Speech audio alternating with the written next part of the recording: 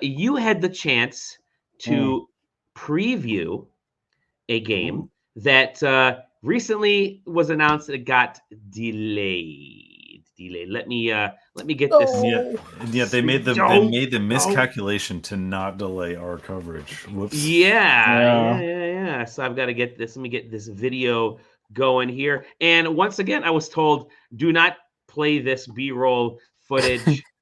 But I can play it only because we're going to be talking over it, so that's quite okay. It's transformative. It's fine. It's transformative. It's transformative. So it is Tales of the Shire, and you are a farming aficionado, farming and life aficionado, and you're also you're like the Lord of the Rings god on staff, and I figured this would be perfect to give you the preview. And so, how long did you have with this? It's a pretty like open demo. You get kind of like a curated maybe like 2 or 3 hours with the game, so you get to play a pretty good chunk. Yeah, I'm just trying to think of a way to like get into it, but essentially, some hobbit in his town passes away, and she sends you a letter before she dies, like, "Hey, I want you to take over my house and kind of take care of it." So you go to this place, and it's just like it's a pretty stereotypical hobbit town, which is really cool because they really got the vibe down for how like a hobbit place would be. But it's really pretty. So you first walk into this place and you're kind of getting to introduced to like how this like place works. Is like, oh yeah, here's where everything is. Here's all this stuff, and then you're kind of like naturally kind of introduced to the like hobbit lifestyle, and basically like, hey, the person who used to live here, they used to cook food for me, and like I hear you're a good cook too. So you get introduced to the cooking system, which is basically like the only gameplay really in the game is like the cooking. It's like a pretty active cooking mechanic. You have to like time your hits and your chops and like all these things, and like each way you like approach the food will increase the flavor, increase all these things, and you're kind of making the dish for this lady who's kind of doing the tutorial. And then you go plate the food and you'll have a conversation. You talk kind of about what's happening. And then you have all this cool stuff right here of you building your house and putting things in there. It's really intricate and involved, and it's really cool. But the thing that I think is really interesting about it isn't all of that. Like all that is really, really, really cool. But it's the way they've kind of taken the like farming life simulation like mix and applied it to hobbit life. So hobbits are known to not really, they're pretty lazy and stubborn. They don't like to go out. They don't like to do anything different. They just kind of go to the pub, eat food, sleep. That's kind of their like thing, right? That's why in Lord of the Rings is why Sauron would never expect a hobbit, because they don't leave their hobbit holes. Because there's kind of these lazy English stereotypical people. So because of that, their personalities, they're pretty selfish people, kind of. They're not like selfish in a bad way where it's like detrimental to society, but they're like pretty selfish in like their natural inclinations and stuff.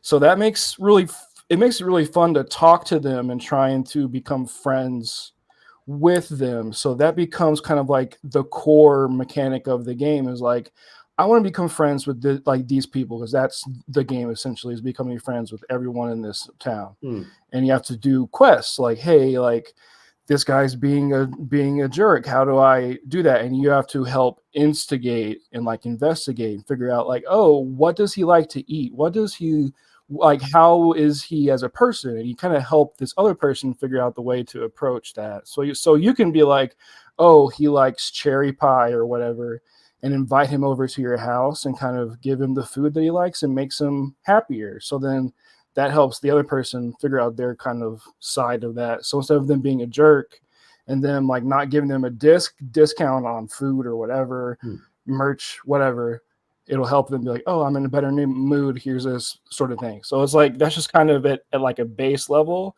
which I think is really fun. It's really cool.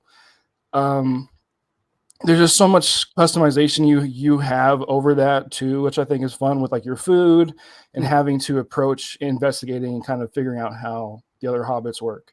And alongside that, the world in general, there's no mini map, so you have to like kind of naturally walk around and explore. So there's like birds. So like how well do they circumvent that though?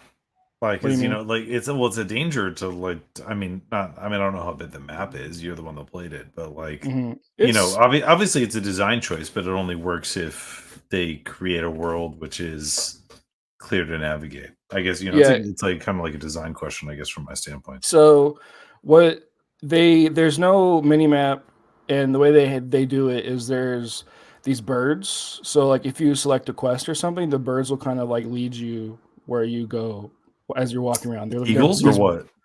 No, they're just these like bright blue like birds. They kind of like sit on like markers for the true believers in chat. So you have these bright blue birds will kind of like perch on things. You're like, oh, I guess I need to go this way. So you just kind of go towards that direction.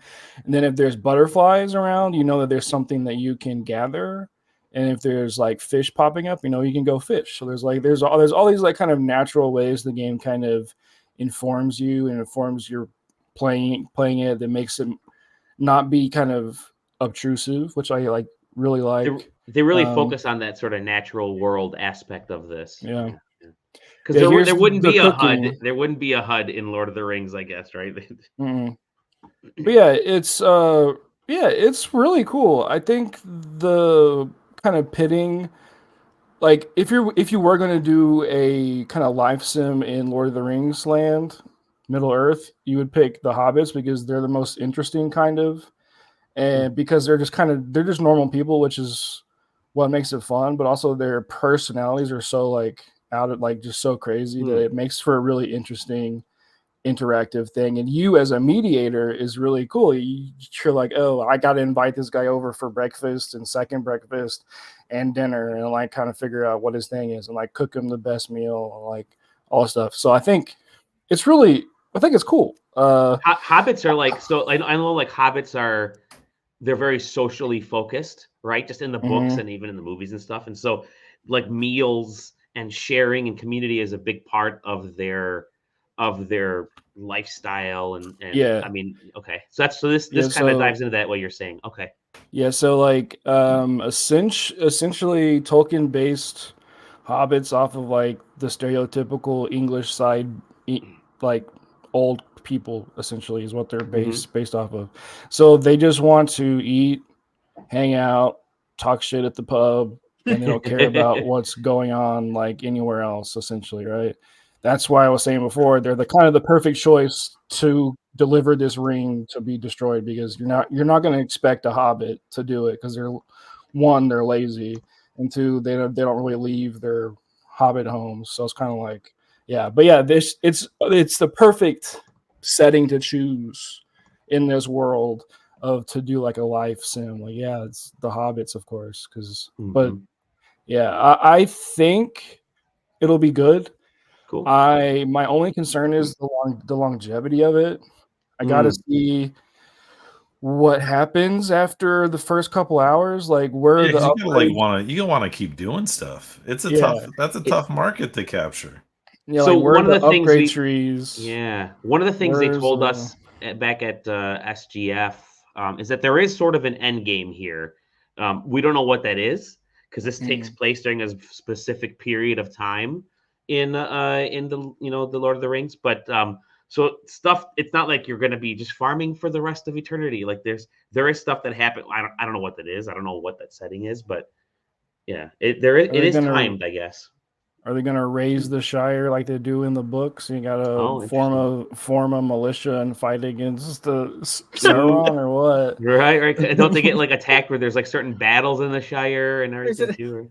Well, like in the books, they go through the whole journey to drop the ring off, and they go back to the Shire, and it's like taken over by orcs, and they're like, "Oh shit!" Like, like everyone's dead. What do we do? And it's like you gotta, you know, yeah. So last third of the game is an RTS. It's just dope. Cool. Yeah, no, my concern is the longevity of it. I think because in farming games in general, the idea is like we need to make this game as replayable and long as possible, right? So if this is like, hey, we have an idea for a thick 30-hour game, I think that would be great. It'll be like, hey, we have this condensed idea of a game. That'd be awesome. But I can see it overstaying its welcome if you just kind of don't have that. So sure. How'd it perform? Yeah. Pretty good, or what were we playing on? My computer. It was pretty. Commodore 64. Yeah. Pretty dicey. Okay. But I mean, it just got delayed. Right? That's a preview for you. Yeah. It got delayed. It got delayed for a reason. Yeah. So. Yeah. And it's tough to gauge that, like you said, with the preview because you're not seeing final code yet, and there are still things being done in the back end. So okay, we'll see what happens in March. Oh, and another cool thing about the game is whenever you start the game, you can pick out pre-picked like first and last names, and there's really good ones in there. I named my guy Hugo Hogg, which is awesome, and he's just like really. You can choose like personality styles. He's really like he's like the sassy character type, so he's kind of like walking around like waving his hips and going, you know, that's really. Can you enter whatever name you want, or is it just like you have to? You can put in whatever you want, but I think it. I mean, it would actually be cooler if you could. And you had to use like you could cycle through as many times as you want, but I think it'd be sick if like you had to pick. You can only use. Well, they have a list, right? They have names. They have a list of certified names. Not Z. There's no Z in the language A through Y, I think. Yeah, you can just kind of go through and scroll. It'd be really cool if you just couldn't choose and you just had to choose lore accurate names. Yeah, that'd be awesome. But whatever. But you have like a first name and a last name, and you just that's how you select your character's name. Yeah. Hugo Hogg, that's me. Is it double G or? Yeah. Cool. Yeah. All right. Hugo double G Hogg.